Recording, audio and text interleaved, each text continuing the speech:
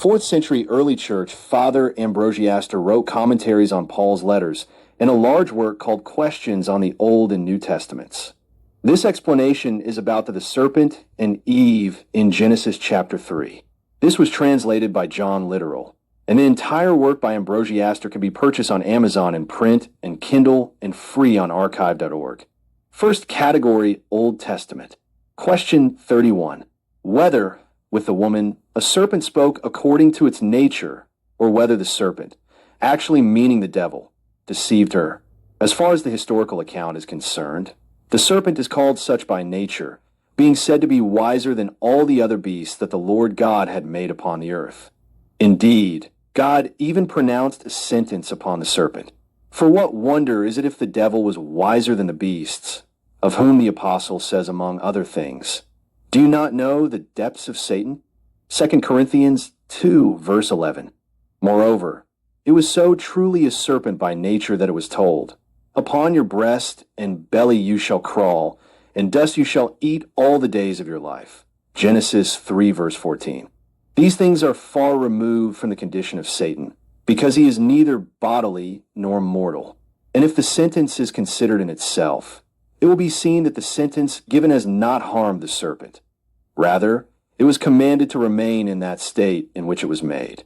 For since it was made a servant of Satan for the overthrow of man, to whom God had subjected all things, God, in that very subjection in which he had subjected all things to man, repressed the pride of the serpent, by which it had begun to be the agent of arrogance. For man seemed to have been placed beneath the serpent, through whom, after receiving counsel, he despised the law given to him. And since serpents are wise, the Lord confirms this in the gospel, saying, "Be wise as serpents," Matthew 10, verse 16.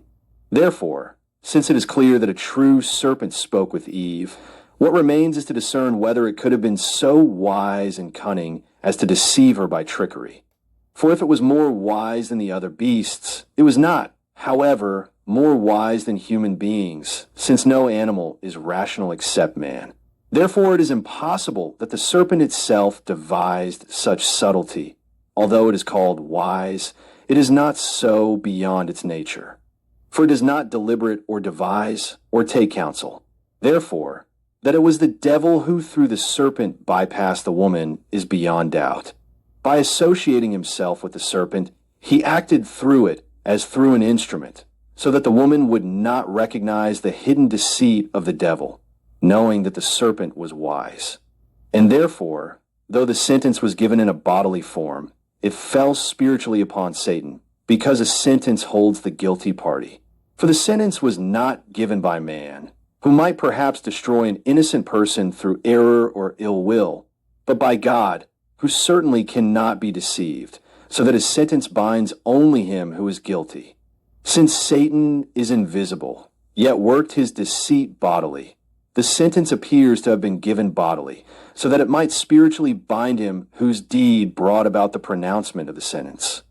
For Satan, having been cast out from the most sacred dwellings of heaven, thrashes upon the earth, always groaning in utmost shamelessness. But it may perhaps be asked, in what language do you think the serpent spoke to the woman? Surely with the serpent's own mouth. For even today there are people who understand the barking of dogs, the howling of wolves, the trumpeting of elephants, and the crowing of roosters. Why then could not the still, unrefined woman know and understand the hissing of serpents, since we know many people who can distinguish the voices of birds? And it is also certain that the devil uses the tongue of that body into which he has entered. Otherwise he could not have deceived the woman. And therefore, he spoke through the serpent with the serpent's mouth. The end. Find all the published works by John Literal on Amazon and archive.org.